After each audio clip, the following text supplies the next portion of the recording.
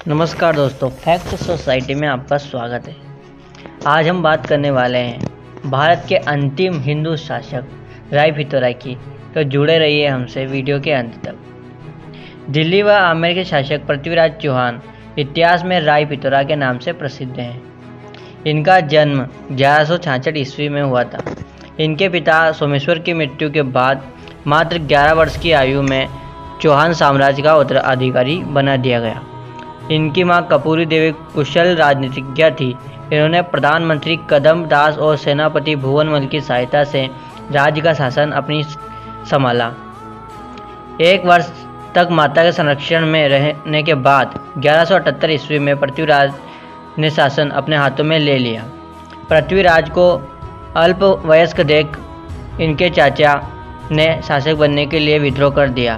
पृथ्वीराज ने उसे परास्त कर उसकी हत्या कर डाली। इनके चाचा के छोटे भाई नागार्जुन ने विद्रोह कर बिगुल बजाते हुए गुरुग्राम यानी कि गुड़गांव पर अधिकार कर लिया। पृथ्वीराज द्वारा सेना भेजने पर नागार्जुन गुरुग्राम छोड़कर भाग गया। 1185 में पृथ्वीराज ने गुरुग्राम व हिसार के आसपास की बसी हुई भटनाक नामक उपद्रवी जाति को परास्त कर जीत लिया। अपने राज्य की उत्तरी सीमा को सुरक्षित किया। 1182 ईस्वी में पृथ्वीराज ने गुड़गांव व हिसार के आसपास की बसी हुई बडनाग नामक उपद्रवी जाति को पराजित कर अपने राज्य की उत्तरी सीमा को सुरक्षित किया। चंदेलों से अपने कुछ सैनिकों की हत्या का बदला लेने के लिए 1182 ईस्वी में महोबा राज पर आक्रमण कर दिया। इस युद्ध में चंदेल शासक परमदेव ने 2 सेनापति अल्लाह व उलद लड़ते हुए मारे गए।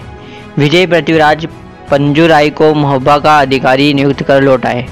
पृथ्वीराज रासों के अनुसार पृथ्वीराज ने आबू की राजकुमारी इच्छिनी से विवाह कर गुजरात के चालुक्य शासक भीमदेव द्वितीय को अप्रसन्न कर दिया, क्योंकि भीमदेव भी इच्छिनी से विवाह का इच्छुक था। दोनों शासकों के बीच छोटी मोटी झड़पों के बाद जगदेव प्रतिहार की मध्यस्थता के संधि हो गई, किंतु इस संधि से परंपरागत विनिमय समाप्त नहीं हुआ और चौहान चालुक्य देश भीतर ही भीतर सुलगता रहा।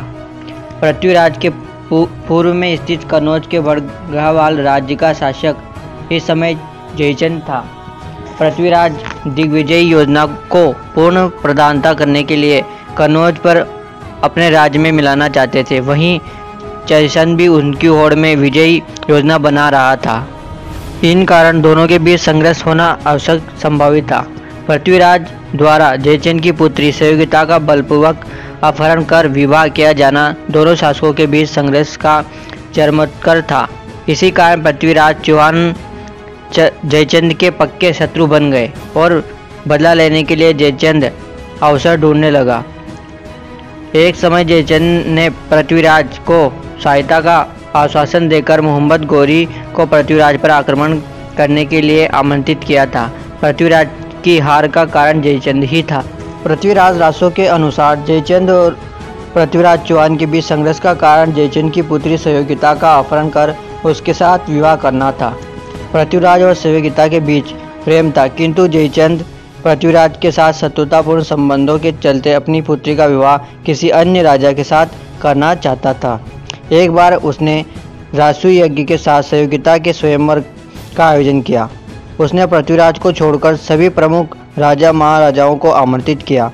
उसने पृथ्वीराज को अपमानित करने के लिए उसकी मूर्ति बनवाकर द्वारपाल के स्थान पर लगवा दी, लेकिन सहयोगिता ने राजा महाराजाओं को छोड़कर पृथ्वीराज की मूर्ति के गले में वरमाला डाल दी। इसी वक्त पृथ्वीराज अपनी सेना सहित घटना स्थल पर पहुंच गए और सहयोगिता को उठाकर ले गए।